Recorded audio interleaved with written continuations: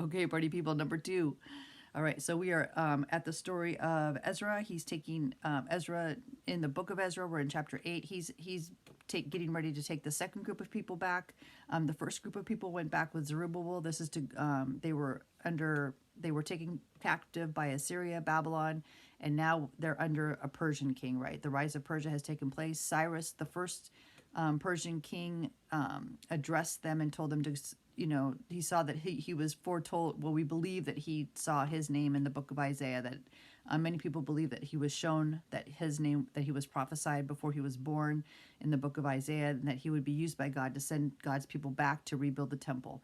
And so he does this for various reasons, politically, militarily, and just because they like to worship all the gods, because they wanted all kinds of protection to make sure they could continue their kingdom. So he sends the first group back under Zerubbabel, who was of the Davidic line. So this is my little tattered map real quick. So this is the fall of the northern kingdom, fall of the southern kingdom. This is the rise of Babylon under remember the book of Daniel. So here's the first exiles go back under Cyrus. This is the Persian kingdom. Down here are the kingdoms, Assyria, Babylon, and then the rise of Persia. Here's where the Cyrus was prophesied in the book of Isaiah, long before the fall of the southern kingdom, before the rise of Babylon, before the rise of Persia. God gives Isaiah a vision of us in chapters 45 and 46 of the rise of the King Cyrus in Persia and how King Cyrus was going to be used by God. Okay, so I've said that a million times, I know. So for those of you that have just seen this video, if you go back and look at my videos, I give more detail on that. So the first group went back under Zerubbabel of the Davidic line. Even though the kingdom was broken up, there's still a Davidic line that's being followed. I have no idea who that would be today. That would be very interesting. I'd love to know who that is today, because I'm sure everyone over in Israel knows who it is. But there is a Davidic line that's being followed, because of course that's going to be where the Messiah comes from. And then so then now we're seeing in Ezra the group that goes back under him. The book is written by Ezra, and now there's a group that goes back with him. And so we left off on verse 15, where he names all the people that are coming back with him. 12 tribes or 12 groups of people are named to represent the 12 tribes. But within that group, there's no Levites. He's missing Levites and Nethinim. So he stops at a little town to gather themselves to prepare for the journey.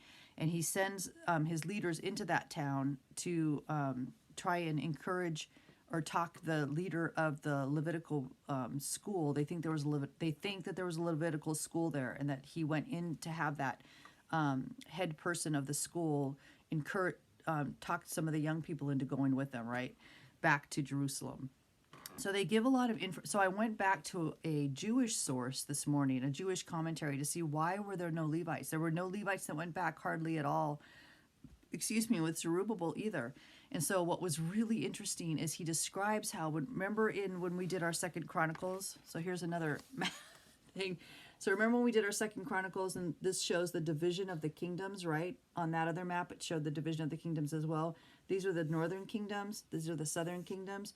Well, when the northern kings took over, remember they went away from God dramatically right away. They began worshiping idols. And so it talks about how in one of the sections here, in one of those kings, how all of the Levitical priests and all of the God's people were starting to leave and go down to the southern kingdom, where they were still worshiping God, where the temple was, where Jerusalem was, right?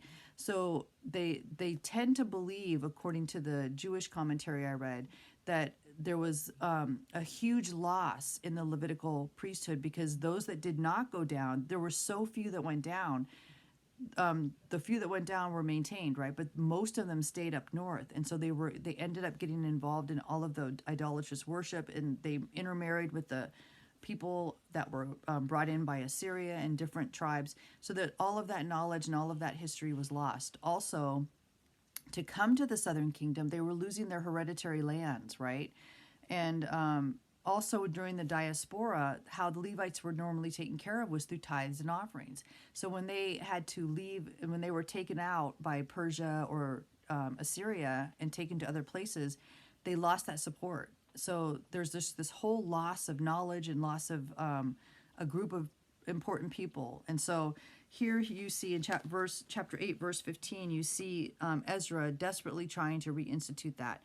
But the other issue that the Jewish commentary brought up is that Ezra was from the line of of Zadok, which was the honored priest that go all the way back. That story goes all the way back to King David. So you can look that up and do a whole study on that. And so there was a little bit of conflict and tension between anyone that did come back that was not from the Zadok line or something. So all this drama. Okay, so even here there's drama. Okay, so he sends his people to this little town, Casiphia, and he's asking Iddo, who's in charge there, to send him some Levites and some Nethinim to talk them into coming with them. And then so verse 18 says, Then by the good hand of our God upon us, they brought us a man of understanding of the sons of Mali, the son of Levi, the son of Israel, namely Sherebiah, with his sons and brothers 18 men, and Hashabiah, and with him Jeshiah of the sons of Merari, his brothers and their sons, 20 men. Also of the Nethinim, so those are the servants, whom David and the leaders had appointed for the service of the Levites, 220 Nethinim. All of them were designated by name. So he did end up getting some. Okay, verse 21. Then I proclaimed a fast there at the river of Ahava, and there that we might humble ourselves before our God to seek from him the right way for us and our little ones and all our possessions. For I was ashamed to request of the king an escort of soldiers and horsemen to help us against the enemy on the road, because we had spoken to the king, saying, The hand of our God is upon all those for good who seek him, but his power and his wrath are against all those who forsake him. So we fasted and entreated our God for this, and he answered our prayer. So the commentaries, both commentaries made a point of saying that while Ezra was very learned and very focused on the Torah and the law and teaching the law and very focused on his roots, he didn't have a lot of skills with the king, right? And so, and it shows, and they said that his interactions with the king represent a reticent attitude, right? He was kind of, he didn't want to approach the king too much, he didn't want to approach the king, and it shows that he did not have a relationship with the king. But then the Jewish commentary went on to say that even Nehemiah, who was the cupbearer of the king, who we're going to get into in the next study, even he was hesitant to go to the king, and he had a relationship with the king, and the king knew him because he saw him every day, right? And he had an important position with the king. So, so this shows just that his reticent, right? That even though the king was doing all these great things for him, he was still kind of nervous around the king, which makes sense. Okay, so verse 24, and I separated 12 of the leaders of the priests, Sherebiah, Hashabiah, and 10 of their brethren with them, and weighed out to them the silver, the gold, and the articles of the offering for the house of our God, which the king and his counselors and his princes and all Israel who were present had offered. So then he goes through this whole section and distributes all of these expensive things and valuable things, not only temple articles for the temple, but also just gold and silver among the priests and the Levites. And it was extremely heavy. I mean, all of the commentaries and the Jewish commentary went into all this detail about how much this was. I mean, it was a ton. It was a lot of gold and silver. So now I'm going to go down to verse 31, because then it just talked about, the section there just talked about them holding on to the gold and carrying it. Verse 31, Then we departed from the river of Havava on the 12th day of the first month to go to Jerusalem, and the hand of our God was upon us, and he delivered us from the hand of the enemy and from ambush along the road. So we came to Jerusalem and stayed there 3 days. Now on the 4th day, the silver and the gold and the articles were weighed in the house of our God by the hand of Meremoth the son of Uriah the priest, and with him was Eleazar the son of Phinehas, and with them were the Levites, Jozabad the son of Jeshua, and Noadiah the son of Binnui, and with the number and weight of everything, all the weight was written down at that time. The children of those who had been carried away captive, who had come from the captivity, offered burnt offerings to the God of Israel, 12 bulls for all Israel, 96 rams, 77 lambs, and 12 male goats as a sin offering. All this was a burnt offering to the Lord. And they delivered the king's orders to the king's satraps and the governors in the region beyond the river, so they gave support to the people in the house of God.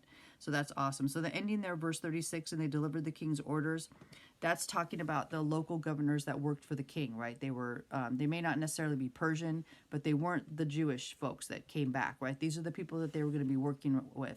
Remember earlier in the chat, in this book, we saw how the locals were coming against them. The Samaritans, they were called Samaritans. So those stories that we see in the New Testament, the animosity between the Samaritans and the Jewish people go all the way back to this time of Ezra, when the Samaritans were fighting or harassing them when they came back to rebuild the temple.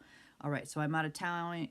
That was the end of chapter 8. I will see you tomorrow for chapter 9. Read your Bible. Jesus is coming. Jesus is the only way to the Father. Okay, love you. Peace.